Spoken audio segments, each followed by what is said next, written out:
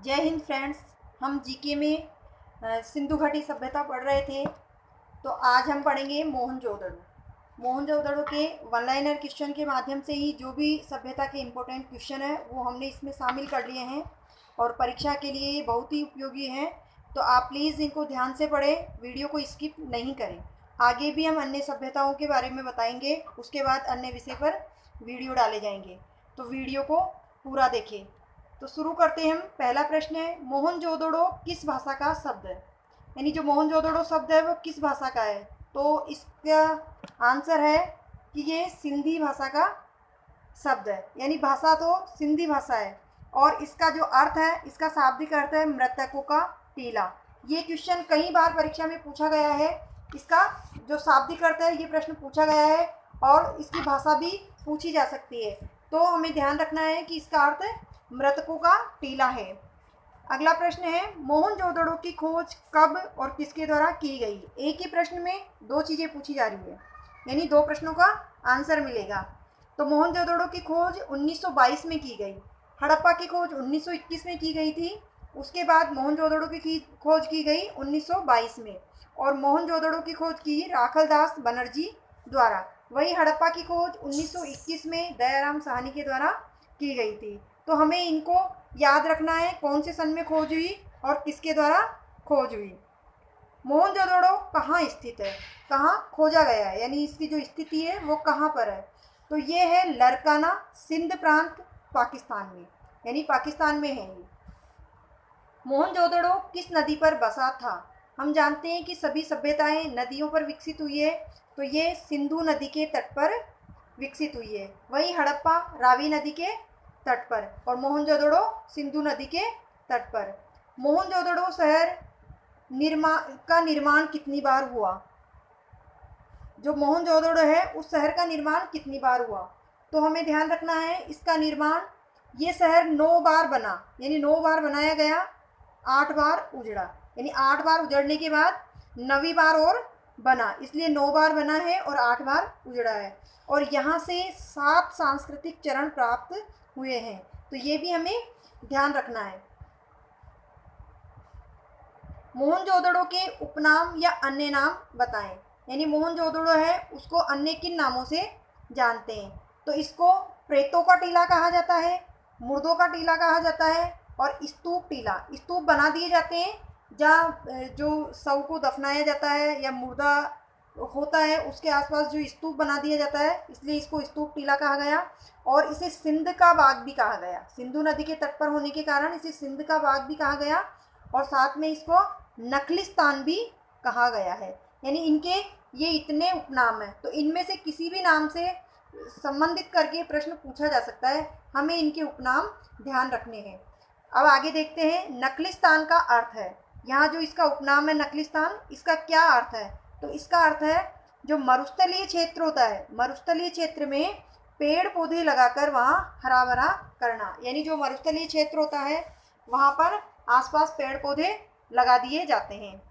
सिंधु घाटी सभ्यता में किस विद्वान ने किन शहरों को जुड़वा राजधानी कहा है? जो सिंधु घाटी सभ्यता है वहाँ किस विद्वान ने किन शहरों को जुड़वा राजधानी कहा? देखो प्रश्न में ही एक उत्तर भी छपा हुआ है और साथ ही इसमें दो प्रश्न पूछे जा रहे हैं। जुड़वा राजधानी कहा जाता है सिंधु घाटी सभ्यता में किसको? तो किसको कहा जाता है? मोहनजोदड़ो को। किस विद्वान ने कहा? पिग्गट महोदय ने। याद रखना है हमें, पिग्गट महोदय ने कहा हड़प्पा और मोहनजोदड़ो दोनों को जुड़वा राजधानी कहा। जुड़वा कहा है तो दो होंगे, एक तो मोहनजोदड़ो और दूसरी हड़प्पा, तो इन दोनों को जुड़वा राजधानी कहा है और कहा गया कि ये विस्तृत साम्राज्य की जुड़वा राजधानी है।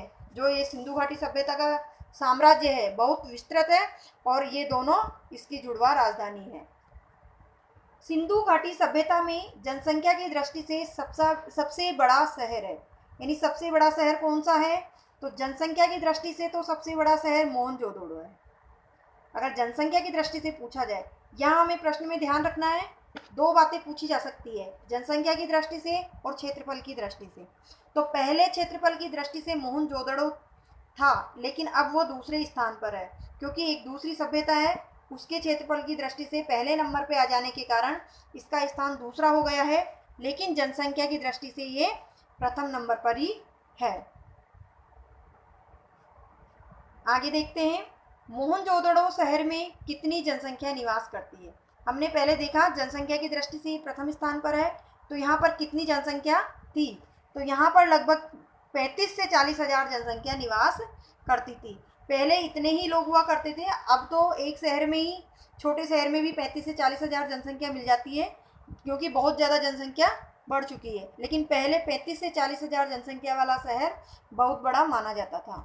वहाँ सर्वाधिक भूमध्य सागरीय लोग निवास करते थे। तो मोहनजोदड़ो में सर्वाधिक कौन से लोग निवास करते थे? भूमध्य सागरीय लोग। मोहनजोदड़ो से किस प्रकार की नारी प्रतिमा मिली है? हम देखेंगे कि किस प्रकार की नारी प्रतिमा मिली है। पहले हमने हड़प्पा में इनमें देखा था, गर्भ से पौधा निकलता हुआ इस प्रकार की जो प्रतिमाएं मिली थी। लेकिन मोहनजोदड़ो से कांसे की, देखो इसमें कितने प्रश्न हैं। कौन सी धातु की बनी हुई? कांसे की नृत्यरत यानी नृत्य करती हुई नग्न नारी प्रतिमा प्राप्त हुई है। ये जरूर कोई विदेशी रही होगी, क्योंकि ये तो हमारी भारत की सभ्यता नहीं है कि किसी नारी की नग्न मूर्ति स्थापित की जाए या रखी जाए। तो ये प्रोटो ऑस्ट्रेलाइट प्रजाति की थी, यानी जो ये प्रजाति है ये विदेशी प्रजाति है, इसलिए मैंने पहले ही कहा कि ये विदेशी नारी हो सकती है। मोहनजोदड़ो से भवन निर्माण के क्या क्या साक्ष्य प्राप्त हुए हैं? तो हम देखते हैं भवन निर्माण में क्या क्या था। पश्चिम में स्थित दुर्ग टीले में, हम जानते हैं कि जो भी सभ्यता हुई है उसमें पूर्व और पश्चिम में दो टीले बने हुए हैं, एक जनसाधारण टीला और एक दुर्ग टीला, जिसमें पुरोहित या प्रशासनिक लोग रहा करते थे। तो पश्चिम में जो स्थित दुर्ग टीला है उसमें पुरोहित का आवास, महाविद्यालय भवन भी प्राप्त हुआ है। और प्राप्त हुए हैं वृहत स्नानागार, ये बहुत बड़ी उपलब्धि थी। वृहत स्नानागार मोहनजोदड़ो की सबसे बड़ी विशेषता ही वृहत स्नानागार है। यहाँ से जो स्नानागार प्राप्त हुआ है वैसा स्नानागार और अन्य कहीं सभ्यताओं से प्राप्त नहीं हुआ है। और 2 मंजिल मकान, यानी 2 मंजिल के मकान भी प्राप्त हुए हैं, और एक प्राप्त हुआ है सभा भवन। तो इस प्रकार से वहाँ की जो भवन निर्माण की व्यवस्थाएं हुआ करती थी। सेंधव सभ्यता के समय में सबसे बड़ी इमारत भवन के साक्ष्य कहाँ से प्राप्त हुआ है? यानी कि जो सबसे बड़ी इमारत थी वो किस चीज़ की थी? तो मोहनजोदड़ो से विस्तृत स्नानागार, जो स्नानागार है बहुत बड़े मिले हैं, और इनकी जो लंबाई है वो है 49 मीटर और चौड़ाई है 23 मीटर।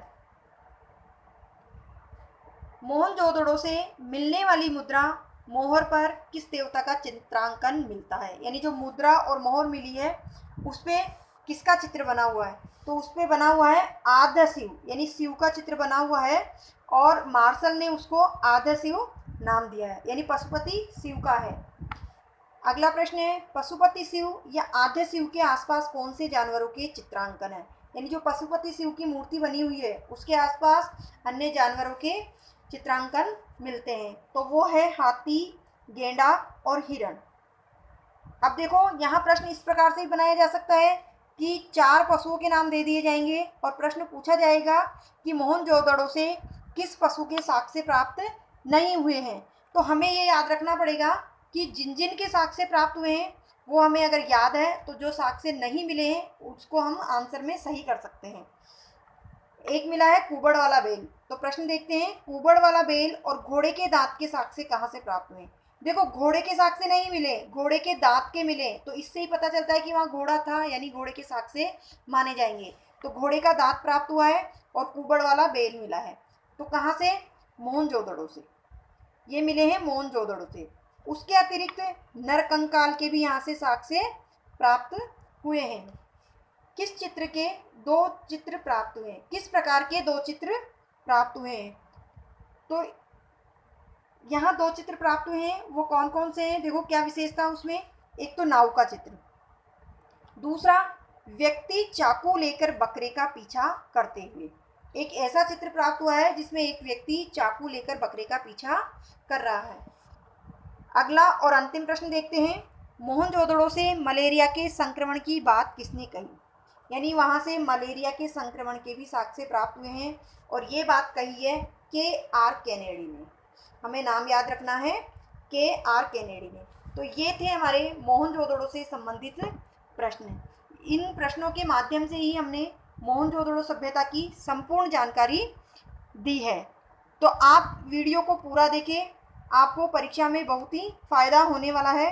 और वीडियो को लाइक करें, शेयर करें और चैनल को भी सब्सक्राइब करें। साथ ही बेल आइकन को प्रेस करें, ऑल पर क्लिक करें। साथ में जो हिंदी के वीडियो डाले जाते हैं शाम के समय, तो उनको भी देखें और हमारे हिंदी और जीके की तैयारी साथ साथ करते रहें।